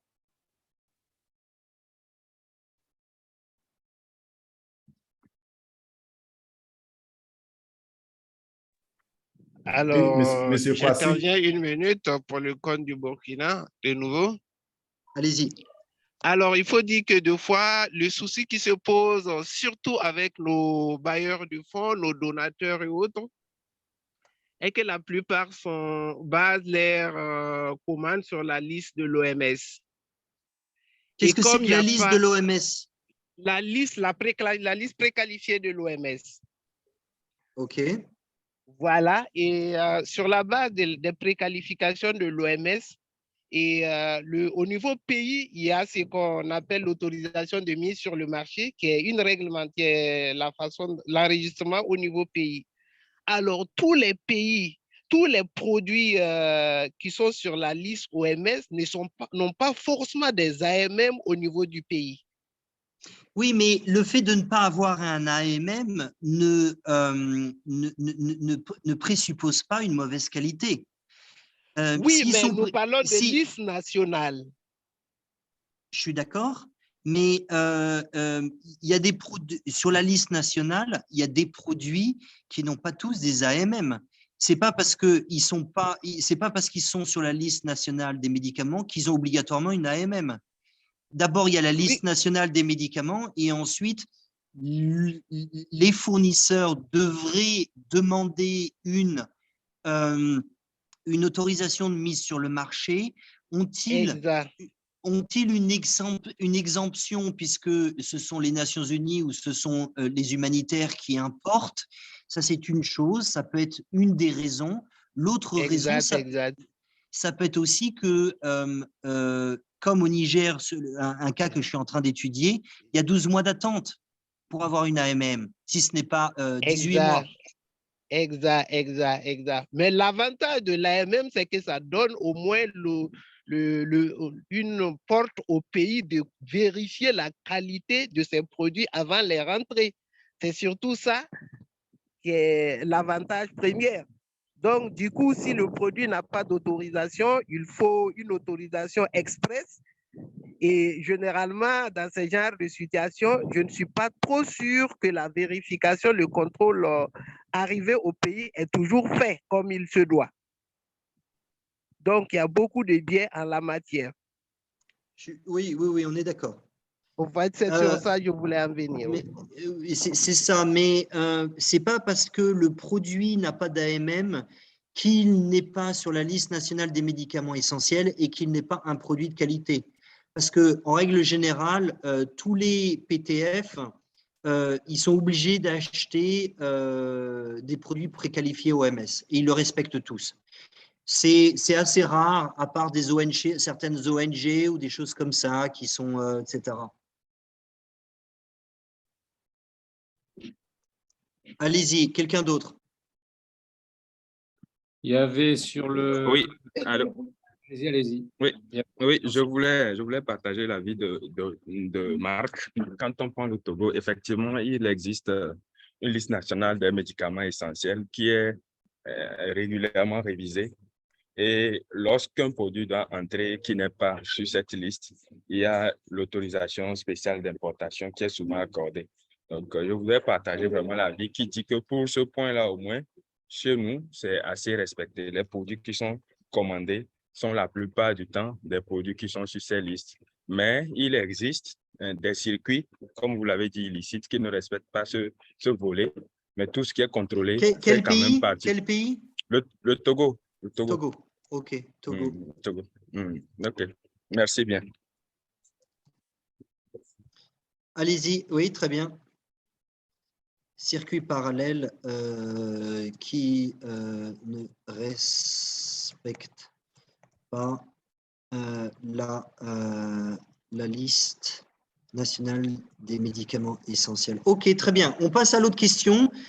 Ce qui peut empêcher le maintien de la bonne qualité, c'est qu'il y a des pratiques inadéquates d'entreposage, de stockage et de transport-distribution. Par exemple, j'avais vu à l'île Maurice des stocks qui étaient sous une gouttière et il y avait de la moisissure dans les seringues, même si elles étaient dans des blisters stériles. J'ai vu du plan peanut, c'est-à-dire la nutrition qui était dans des pick-up et qui était pleine de poussière et qui était brûlée par le soleil et craquelée. Est-ce que ça arrive dans vos pays? C'est-à-dire que l'entreposage, le stockage ou le transport-distribution n'est pas fait d'une manière adéquate et donc la qualité des produits, donc c'est-à-dire les ingrédients actifs, ne sont pas maintenus entre l'importation et l'arrivée sur l'étagère de la pharmacie privée ou publique qui va la donner contre ordonnance aux patients. À vous.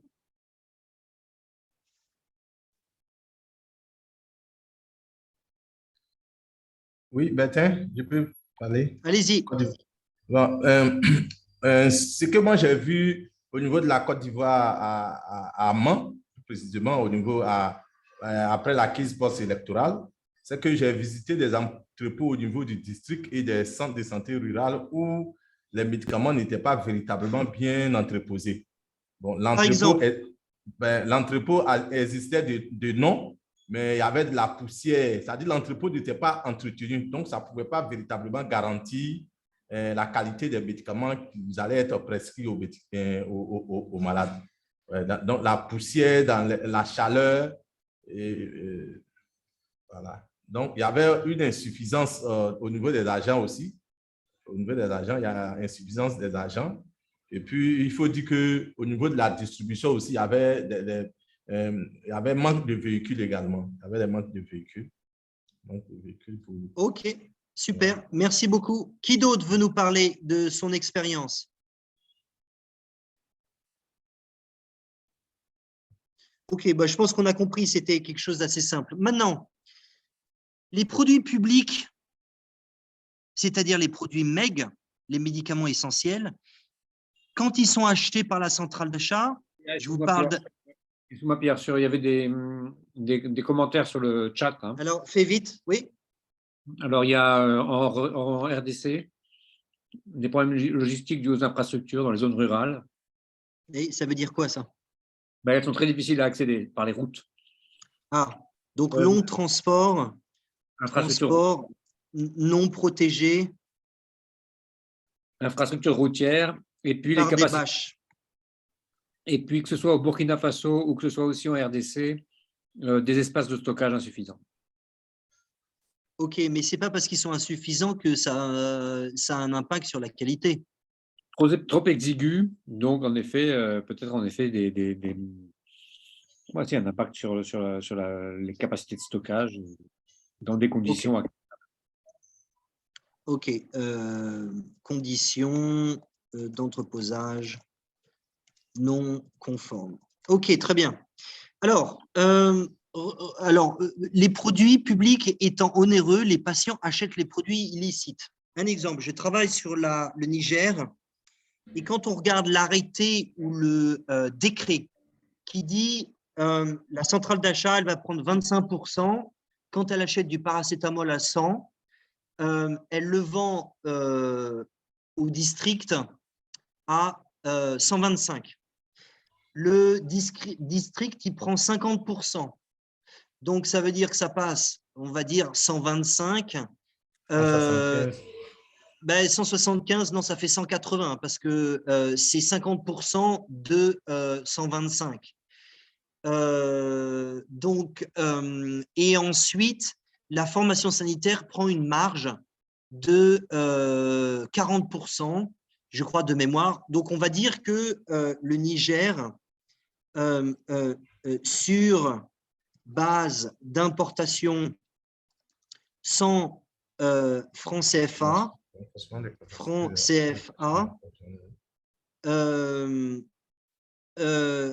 le patient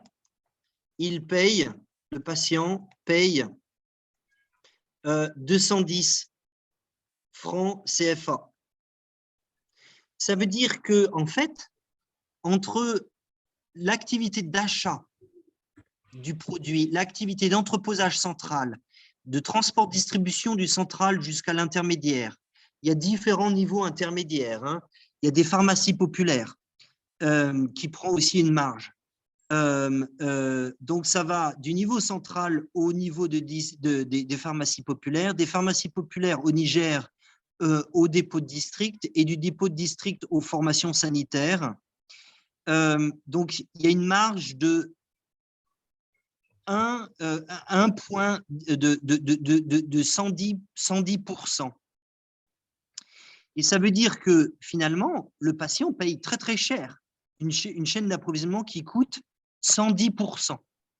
Ça veut dire que même si le produit est de bonne qualité, dans un pays comme le Niger où 60% ou 80% de la population n'a que 1,05 € de revenus par jour en moyenne, ça veut dire qu'il y en a qui sont, la majorité qui sont beaucoup plus bas et une minorité qui sont beaucoup plus hauts, et bien ça veut dire que en fait, les produits médicaments essentiels, ils ne sont pas abordables pour la population. Donc, la population, elle ne consomme pas. On lui donne une ordonnance et elle ne va pas consommer là-bas. Elle va d'abord aller à la pharmacie privée pour savoir si c'est moins cher. Et si ce n'est pas moins cher, et bien à ce moment-là, elle va sur le marché illicite. Donc ici, on a un exemple au Niger où en fait, la chaîne d'approvisionnement coûte tellement cher que l'accessibilité financière du patient est limitée parce qu'il y a trop d'acteurs et qui ne sont pas assez efficaces. Un autre exemple, au Kenya, donc on peut dire que ce n'est pas un bon exemple, ce n'est pas une bonne réponse, puisque le Kenya, la KEMSA, elle prend 2% à l'achat, elle prend 3% à l'entreposage et elle prend 5% au transport-distribution. Jusqu'au dernier kilomètre, c'est-à-dire jusqu'aux formations sanitaires. Ça veut dire qu'elle achète à 100, elle vend aux formations sanitaires à 110. La formation sanitaire, elle prend 10%, donc ça veut dire qu'elle vend aux patients à 120 ou 121, pour être précis. Donc l'accessibilité financière, en fait, finalement, au Kenya, elle est bien plus haute. Les produits sont bien moins chers qu'au Niger. Et donc, c'est absolument clair. Au Kenya, il y a plein de gens. Les gens vont en priorité aux formations sanitaires parce qu'ils savent que les produits sont de bonne qualité et parce qu'ils savent que les produits ne sont pas chers. Et donc, ils n'ont aucune incentive en anglais, en français, c'est quoi? Motivation à aller sur le marché parallèle, le marché illicite. Qu'est-ce que vous pensez de cette logique? Allez, un intervenant ou deux intervenants.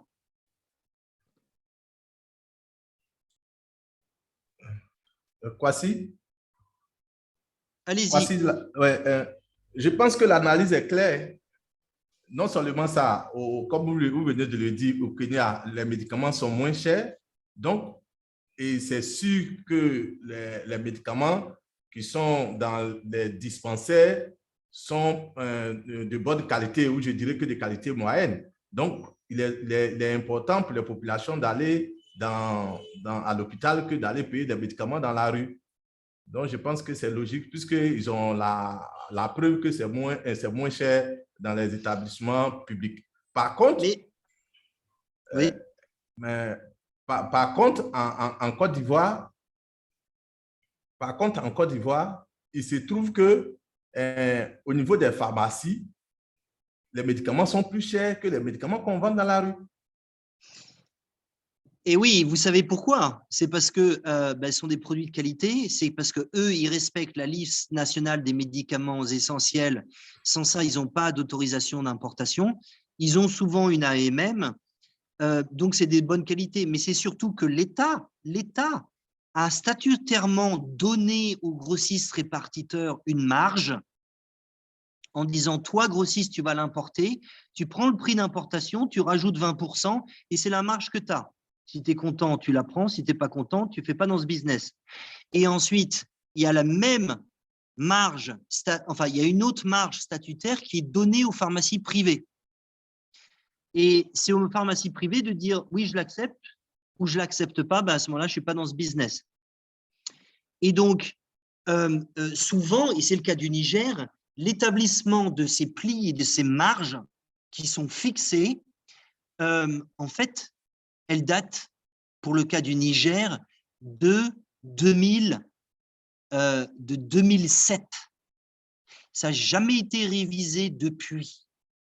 Et ça veut dire que ça ne correspond plus au marché, ça ne correspond plus à la chaîne d'approvisionnement, et globalement, c'est trop cher. Et ce qui est étrange, c'est qu'il y a il y a peu de ministres, il y a peu d'acteurs de la chaîne d'approvisionnement qui se disent, mais en fait, pourquoi nos patients ils n'achètent pas dans les formations sanitaires? Est-ce que nos prix ne sont pas trop chers? Et ça, si les acteurs, et donc là, on ne parle plus d'accessibilité, on ne parle plus de qualité, on parle de l'accessibilité financière qui fait que personne n'accède. Les produits sont de qualité, mais peu de gens accèdent à ces produits parce qu'ils sont trop chers. Comprenez l'idée, il y a seulement la gratuité et la couverture universelle, sanitaire universelle, qui va rendre ces produits gratuits. Ils vont être ponctionnés, le remboursement de ces produits va être ponctionné d'une autre manière. Est-ce que vous avez globalement compris cette idée avant qu'on passe à autre chose? Gilles, est-ce que tu veux rajouter? Non, je n'ai rien à rajouter spécial là-dessus. Donc, merci. Ouais. Merci, Pierre. Donc ici, ce n'est pas maintenir la qualité, c'est en fait démotiver les patients à accéder des produits de qualité. Et ce qui est étrange, c'est que Gilles et Sanjay pourront vous dire la même chose que je vous dis, c'est que dans beaucoup de pays, nous consultants, on est envoyé, on fait un travail, on nous parle de l'accessibilité physique la présence ou non de médicaments, la disponibilité, mais personne ne nous parle de l'accessibilité financière. C'est bien d'avoir un produit disponible, mais c'est mieux qu'il soit à la portée des capacités financières de la population. Si c'est trop cher, ben ça ne sert à rien.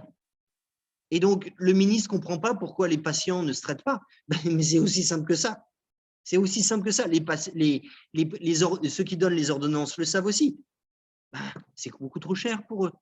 Et pourtant, on n'y réfléchit pas assez. Moi, j'ai un directeur général d'une centrale d'achat, bon, maintenant il est en prison, mais je ne citerai pas le pays, qui m'a dit, Pierre, prouve-moi que les produits vendus par ma centrale d'achat sont trop chers. Je lui dis, mais vous avez vu, vous êtes dans votre pays? Mais vous savez que le revenu moyen journalier, le revenu moyen journalier, c'est 1,5 $, c'est $1 ou c'est 2 $. Comment est-ce qu'on peut payer des médicaments quand on est malade avec ce revenu-là? Ce n'est pas possible. Eh bien, il ne voulait pas me croire. À toi, Gilles. Merci beaucoup, Pierre. On va revenir au slide pour le coup. Oui, Pascal, vous avez levé la main. On vous écoute, M. Ouédraogo. Ok, bonjour à tous. Bonjour. Je pense que le sujet a été largement abordé dans tous les sens, mais il y a quelque chose que je voulais ajouter concernant souvent les marges qu'on fixe pour la vente des produits. Voilà, il faut dire que effectivement, c'est une liste qui est difficile souvent pour les acteurs parce que très souvent, c'est pas une liste qui est révisée rapidement. Bon, il y a quand même quelques raisons qui peuvent expliquer ça. Je sais que, bon, nous, sur le terrain, quand j'étais au niveau intermédiaire, je sais qu'on faisait des contrôles. Et lors des contrôles, il fallait aussi également essayer de vérifier est-ce que la marge là est respectée. Parce que ça aussi, c'est un souci. Il faut le vérifier. Il arrive que par moment, cette marge n'est pas respectée. La marge bénéficiaire qui devait revenir au CSPS ou bien au district, il arrive que ce n'est pas respecté. Et aussi, il faut dire globalement, souvent… Et alors, comment vous, Monsieur Pascal, comment vous la faites respecter? Bon, c'est juste après le contrôle, on a forcément des recommandations, on a forcément d'abord une restitution. Et après la restitution, normalement, avec les recommandations qu'on a mises en place, il devrait forcément suivre. Mais vous, en tant qu'inspecteur, comment vous arrivez dans une formation sanitaire et vous dites, mais alors, quel prix vous facturez ça? Parce que le prescripteur, il va pas vous dire ce qu'il fait habituellement s'il est mensonger. Non, en fait, sur la base des… En fait, quand il y a une ordonnance qui est émise pour un patient, par exemple, il y a le gérant est tenu de mettre le prix des produits d'abord sur les différents, comment on appelle ça, sur l'ordonnance.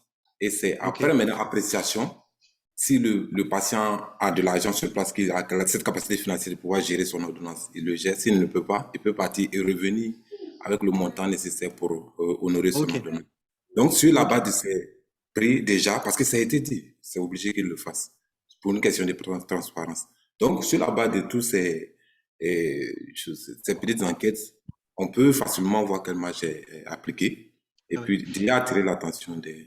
Et il n'y a pas l'obligation de mettre dans la salle de consultation les prix affichés, d'afficher les prix, comme ça le patient, s'il sait lire, peut en fait me dire, mais attendez, sur l'ordonnance, le prix est différent de prix de là. Comment ça se fait?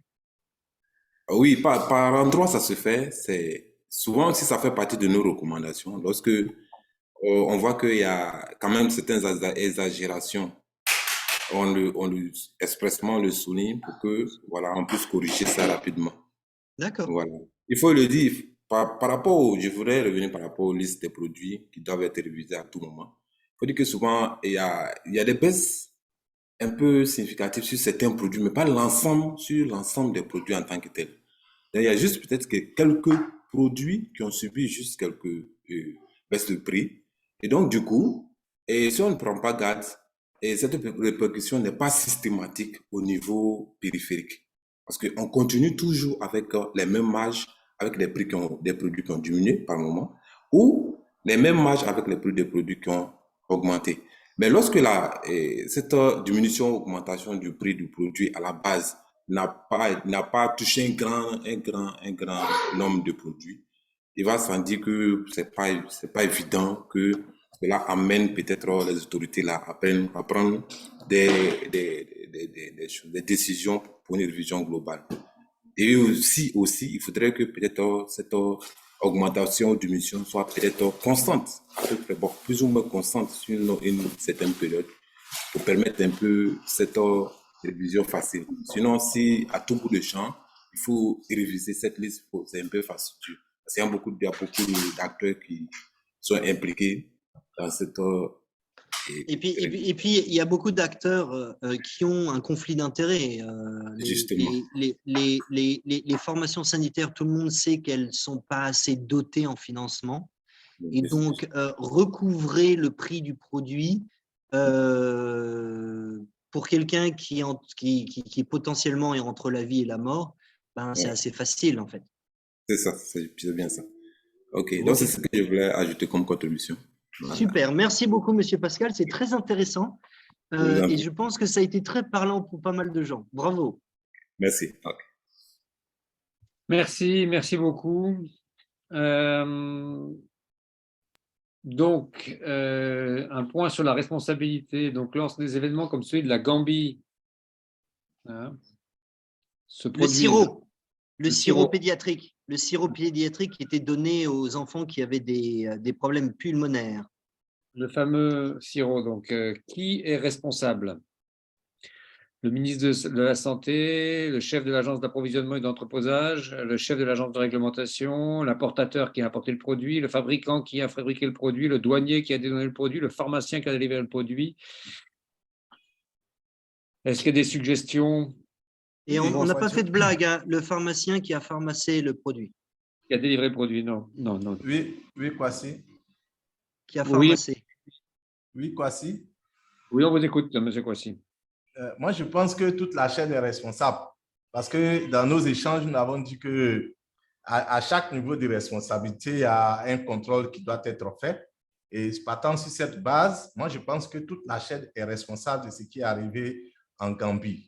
Et le premier responsable, c'est les deux cités plus haut, le ministère de la Santé et le chef de l'agence d'approvisionnement et d'entreposage.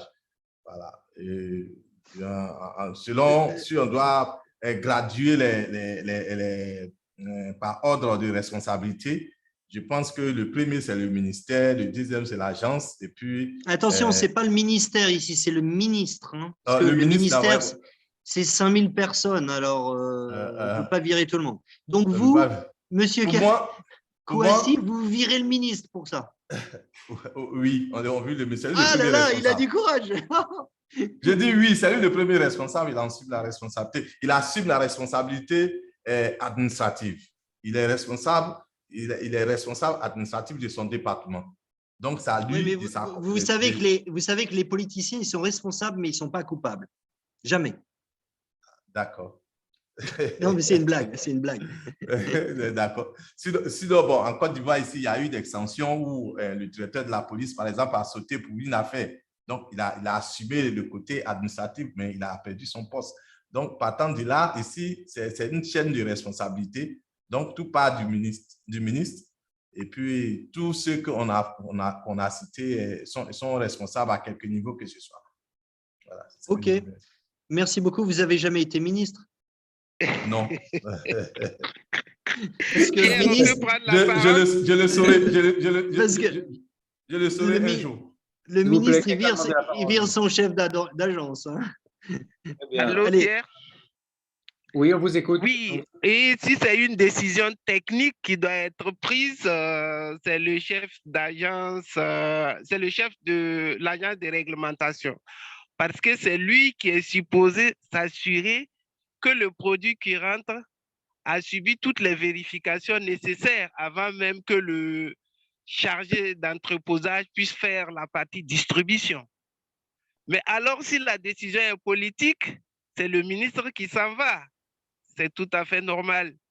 Il faut qu'on enlève le ministre et puis voilà, voir qui en bas va partir en plus du ministre. Sinon, techniquement, si le produit avait subi tous les contrôles nécessaires avant de quitter la zone de quarantaine, en temps normal, on aurait dû identifier le problème. Voilà pour moi. En fait, ce qu'on peut se dire, c'est quand on se pose cette question, voilà, en fait, des fois, c'est pas forcément la bonne question, en fait. Voilà. C'est vrai que la question qu'on devrait se poser, en fait, plutôt que de savoir qui est responsable ou qui est coupable, c'est vraiment de se dire comment on peut faire pour empêcher que ça se reproduise, quoi. Exact. Donc c'est vrai que cette approche-là, c'est une approche voilà, il faut garder en tête en permanence. Et bon, voilà, il y a des responsabilités individuelles, il y a des responsabilités collectives, mais sur le flux, en effet, avoir un contrôle qualité à l'arrivée des médicaments dans le pays, c'est quelque chose de très, très, très, très important. Oui, oui, très important. Allez, Monsieur Hubert. Oui, merci. Je voulais juste appuyer les allégations de mes prédécesseurs collègues. C'est ce que je voulais dire. Je donne par exemple parce que pour mieux parler, il faut parler de ce que vous vivez, pour exemple. Je prends la RDC. Si le médicament arrive seulement au niveau de la douane et que les douaniers veulent faire ou veulent appliquer la règle normale, du coup, le monsieur appelle les ministres et c'est les ministres qui vous dit libérez vite les histoires que vous avez là. Donc, je ne vois pas en quoi on peut des douaniers et le ministre et les autres. Donc, ce sont des décisions qui se prennent parfois, comme vous avez dit. Ils sont parfois coupables, mais ils sont responsables, mais ils ne sont pas coupables. Mais souvent, ça se fait en RDC, comme je venais de le dire. Il y a des décisions qui se prennent. Mais quand vous voulez frapper sur la personne, c'est la personne qui appelle le ministre. Parfois, comme je parlais du PNAM, quand il veut appliquer les règles, on appelle le secrétaire général qui dépend directement du ministre. Et c'est le ministre et le secrétaire général qui agit. Soit le secrétaire général est même sous-informé, c'est le ministre qui agit pendant que lui, avant qu'il n'agisse, il doit attendre la responsabilité ou le dernier point de vue émis par le secrétaire général. Ça tombe. C'est pourquoi il faut commencer par le ministre. Et même l'autre qu'il faut voir, c'est départager normalement. La faute, elle n'est pas partagée, mais elle doit répondre à la personne qui est à la tête. Et ces Congolais, ils jettent le bébé, l'eau du bain, ils jettent tout. On veut virer tout. Oui, mais quand ça arrive, oui, il arrive là-bas, c'est politique. Oh non, il traverse. Mais nous avons beaucoup de points là. Nous avons, comme le cas de la RDC. Aujourd'hui, les tenanciers des dépôts pharmaceutiques sont des Libanais, les Indiens. Comment voulez-vous? Quand il arrive déjà à la République, donc au niveau national, il a déjà donné l'argent. Mais quand il veut importer les médicaments au niveau de la province, vous n'avez rien à dire. Et d'ailleurs, quand vous venez, même nos pharmaciens qui vont là, qui me suivent ici, quand ils vont dans des dépôts là, les Indiens les négligent comme si on était en Inde et non pas en RDC. Parce que tout simplement, ils ont des contacts avec le responsable. Quand ils appellent, c'est le ministre qui vous gronde, allez, vous quittez vite de l'office. Vous voyez un peu des histoires. Ça se passe comme ça. C'est ce qui est marqué sur le chat, hein, avec en effet les enjeux de trafic d'affluence. iPhone, je ne sais pas qui c'est qui est derrière iPhone, mais qui soutient en effet cet enjeu des trafics d'influence qui sont derrière les importations. Alors, attends, Gilles, ce qui est intéressant, c'est que ce que vous ne savez peut-être pas, c'est que l'OMS, alors, on imagine que ce produit, on imagine qu'il était préqualifié OMS, d'accord? J'ai demandé à Sanjay, je ne sais pas s'il a répondu, je crois que… Bon. It was not pre-qualified. Il n'était pas préqualifié. Ok, imaginons qu'il soit préqualifié OMS. L'OMS, s'ils sont au courant de ça, en fait, ils blacklistent le manufacturier, c'est-à-dire que le manufacturier n'est plus préqualifié et il doit refaire un processus qui est un long processus, je crois que c'est 12 mois, voire même 18 mois, pour reprouver qu'il a les capacités de faire un produit qui est aux normes internationales de l'OMS. Donc, en fait, l'OMS a un processus interne qui permet d'exclure les fabricants qui ne sont pas des fabricants de qualité. Et je peux vous dire que, connaissant un certain nombre de fabricants, ils ne jouent pas à ce jeu-là, parce qu'ils savent qu'ils vont perdre des milliards et des milliards, et des milliards. C'est-à-dire que le Fonds mondial ne peut plus acheter, c'est-à-dire que UNFPA ne peut plus acheter, UNICEF n'achèteront plus leurs produits et USAID non plus. Donc, ça veut dire qu'ils perdent globalement leur business. Normalement, ça veut dire que tous les pays appliquent ce boycott. Donc, ça fait très, très mal. Voilà, à toi, Gilles. Merci beaucoup, Pierre. Merci, Kelly, de vous être identifié aussi sur le chat. Donc, on ne va pas avoir le temps de faire l'exercice suivant qui avait été prévu de faire en demi-groupe, mais on va juste regarder les questions parce qu'en effet, plutôt que de chercher a posteriori qui sont les responsables, qui est responsable pour un tel problème, voilà, c'est peut-être des questions qu'il faut se poser en amont sur l'implication des différents acteurs dans le maintien de la qualité des produits de la chaîne de manière proactive, c'est-à-dire comment de manière proactive, sans attendre qu'il y ait voilà, un cas aussi dramatique que le cas en question, comment pouvoir anticiper et analyser de manière proactive la qualité. Ensuite, quelles sont les fonctions de l'approvisionnement? Alors bon, ça fait référence au cours CAC1 pour qui ont participé, mais bon, si vous n'y avez pas participé aussi, quelles sont les fonctions de la chaîne d'approvisionnement, les fonctions supply chain, qui peuvent directement contribuer à la bonne ou la mauvaise qualité des produits? Et comment? Quelles mesures peuvent être mises en place? Alors, bien évidemment, on pense tout de suite aux achats qui sont en charge de passer les commandes, mais il n'y a pas que ça, bien évidemment. Il y a tout ce qui est en amont sur la définition des spécificités, des caractéristiques des produits. On a beaucoup insisté dans CAC1 sur les caractéristiques, comment on définit les caractéristiques des produits. Et ça, ce n'est pas une responsabilité supply chain. C'est une responsabilité de la supply chain, de la chaîne d'approvisionnement, de s'assurer qu'ils sont au courant de ces spécificités, des caractéristiques produits, mais ce n'est pas eux de les définir. Par contre, c'est à eux de les faire respecter.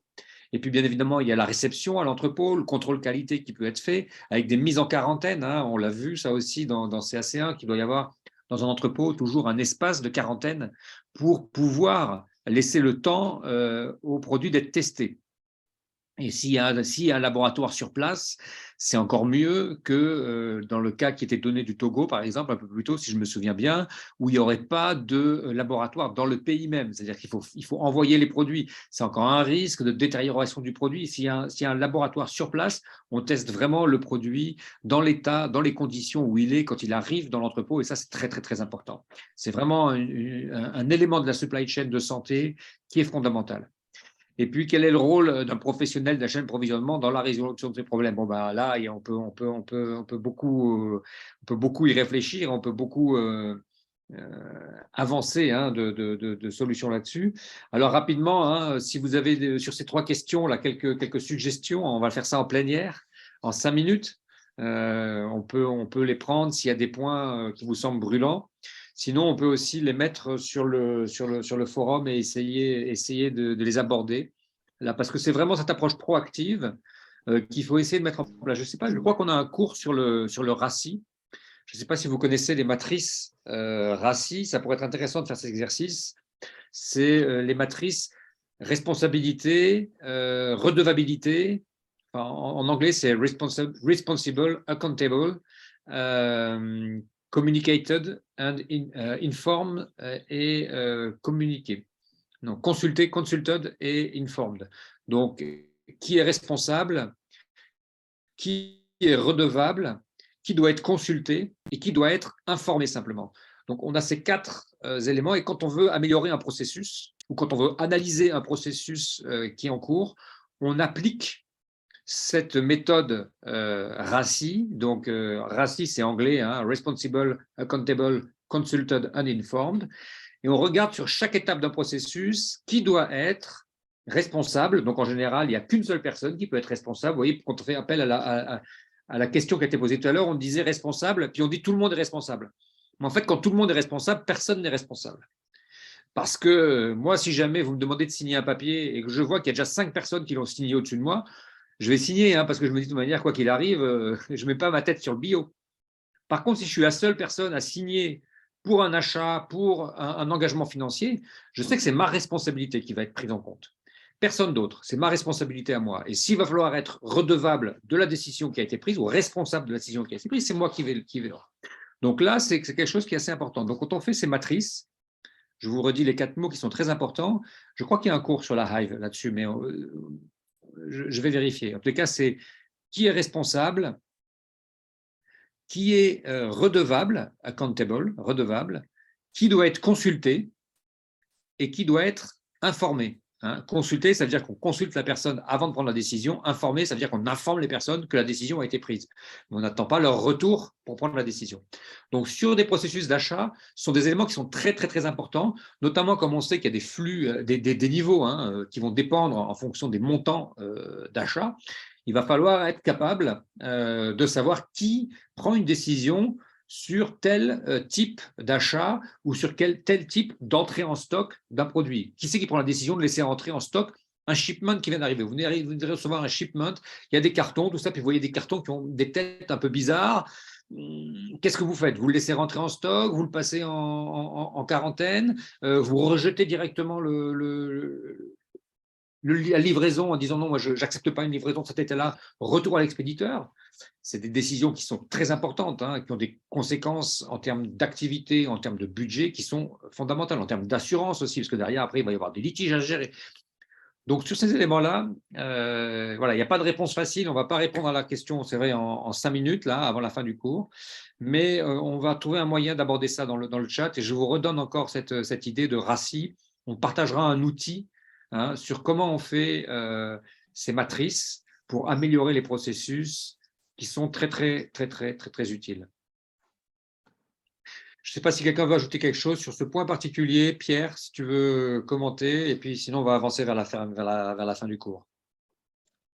Non, je crois qu'on est revenu à l'état initial en ayant fait un voyage sur la qualité, sur les causes, sur qui est responsable. Je pense que maintenant, la plupart des participants à ce cours sont capables de répondre d'une manière relativement précise à ces 3 questions. Non, je pense que c'est bon. Merci. Donc, merci à toutes, merci à tous. Si j'ai des questions, des réponses, des choses que vous voulez ajouter avant qu'on ferme le cours, c'est le moment. Quelques commentaires, quelques points qu'on n'aurait pas abordés ou quelque chose que vous voudriez clarifier, n'hésitez pas. Une levée de main, un mot sur le chat. Lanciné, on voit que vous avez mis votre vidéo, c'est parce que vous voulez vous exprimer. Hubert?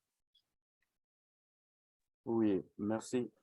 Je voulais juste clarifier mon intervention par rapport à la première question que je disais qu'il y a des mesures qui sont prises par le PNAM, mais qui sont étudiées par le ministre de la Santé, soit via le secrétariat général, parce que le ministère de la Santé, son levier exécutif, c'est le secrétariat général en RDC. Et c'est le secrétariat général qui engage. Pourquoi je suis arrivé à ce niveau? Nous avons 26 provinces en RDC avec 16 cédeurs centrales de distribution. Mais dans les 16, c'est seulement 11 qui sont fonctionnels. Et pourquoi je suis atterri pour dire qu'ils étaient des mèches? Le numéro 1 du PNAM est pharmacien. Les chargés de régulation et d'autorisation de mise sur le marché de médicaments et le département de pharmaciens. C'est un pharmacien qui est là.